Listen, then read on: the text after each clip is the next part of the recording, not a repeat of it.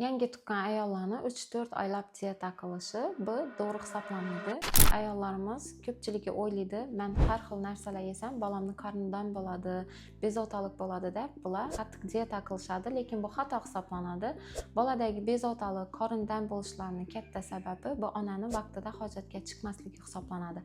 Bilamiz, ko'pchilik ayollarimiz tuqqandan so'ng fiziologik ich qotish kuzatiladi.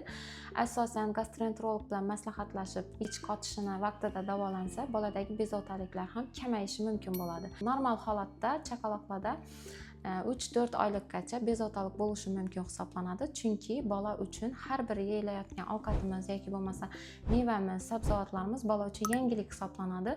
Bola organizmi bunga birdan moslashib bilmaydi, asta-sekinlik bilan moslashadi. Shuning natijasida 4 oylikdan keyin boladagi bezovtaliklar fiziologik qolib ketishi tabiiy holat hisoblanadi.